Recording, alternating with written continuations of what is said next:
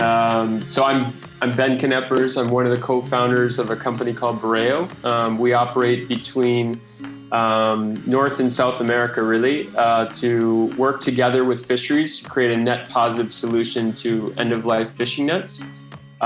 We have developed over the last 8 years a program called Net Positiva that now takes this material that's now been identified as the most harmful form of ocean plastic pollution, being discarded fishing gear, and through a network of trained teams across the ground now in Chile, Peru, and Argentina, we collect, process, and transform these nets into a new innovative raw material source that we call Net Plus, where we have a growing list of brands adopting this material to phase out virgin plastic and create this net positive solution for raw material.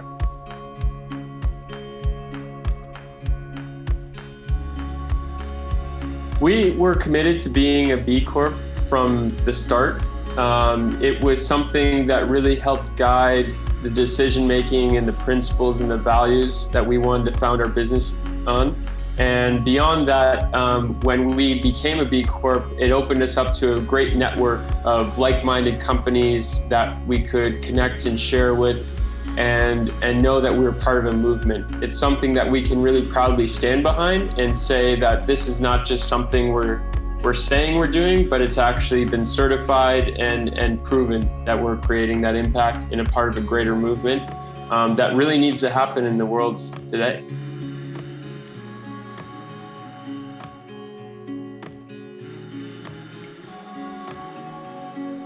The way Bureo really takes on the circular economy is this growing issue of plastic pollution, and one of the harmful forms of it being identified being end-of-life fishing nets. Typically, when a net meets its end of life, it's a very heavy and difficult material to handle. So unfortunately, with many fishermen having limited options, they resort to having to leave it in the marine environment. So what we've developed is a program called Net Positiva that works together with the fishermen, gives them the right incentives, infrastructure, training, and education to now, right when those nets meet their end of life, we can instead intercept them and put them through our program that allows us to transform them into a new raw material source. And in doing so, we're able to employ teams of local workers across each country that we operate in, and also generate a value that actually never exists for this material through the concept of upcycling.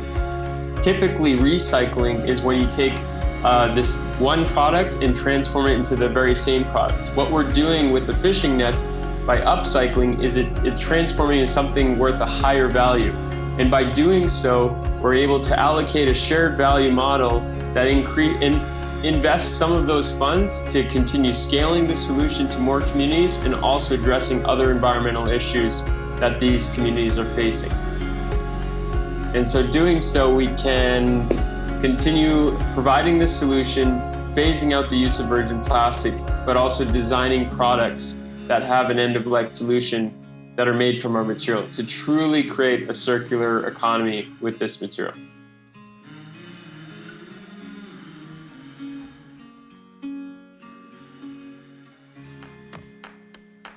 Our biggest challenge, in essence, has been creating an entirely new supply chain from scratch. Before we existed, there really wasn't an opportunity to do anything with these fishing nets other than the rare opportunity of repurposing them for a single-time use in the local community. But in essence, there really wasn't an end-of-life solution that would really take it to the next level.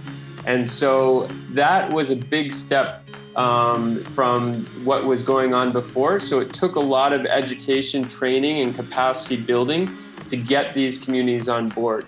But the great thing that we found is once we finally had that breakthrough of showing the products that we were resulting and showing the benefit we could offer them by actively returning the nets, it was clearly demonstrating a win-win-win.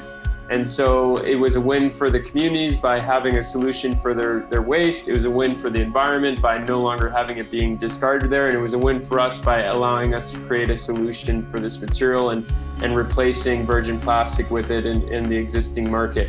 And so I would say, in essence, it really has to be about creating something from nothing.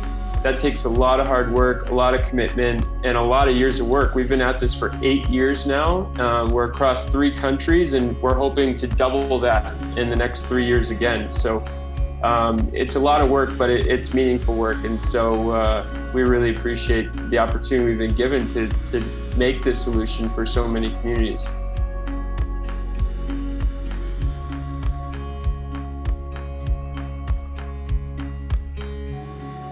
Sure. I mean, I think, a lot of people wonder, how American entrepreneurs made it to Chile. And we always say that Chile chose us.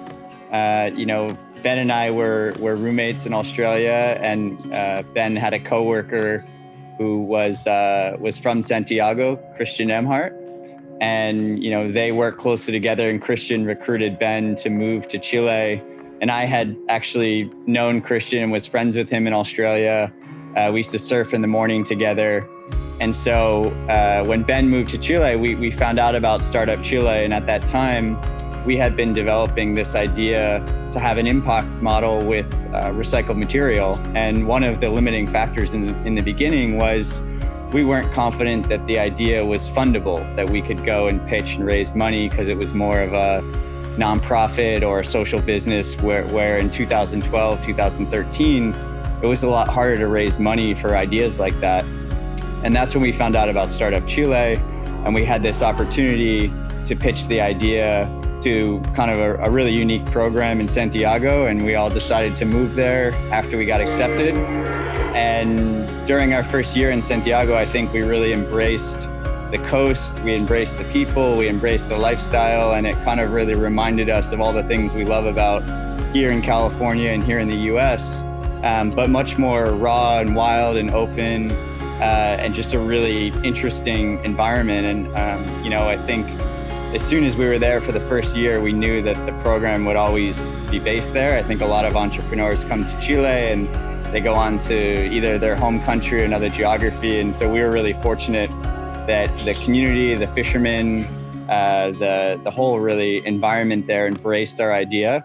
And I think over the last 8 years, watching Chile be a leader in kind of the environmental programs and circular economy, for us, I think even coming back to the US now, coming back to California, we still look at Chile very much as a leader in this space. And so it's been interesting to jump back and forth between California and Chile, because certainly there are similarities and there are quite a bit of differences too.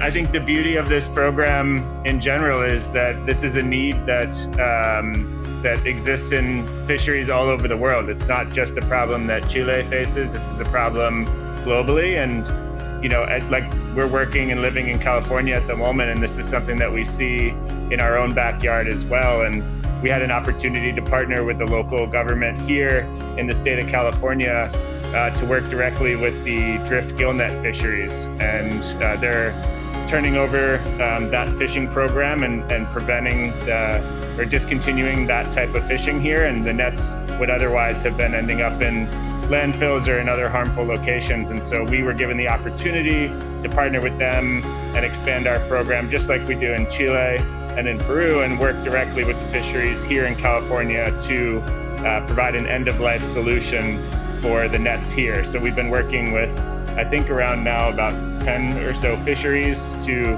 collect back their old drift gill nets, and they'll be processed and recycled through Net Positiva in California as well.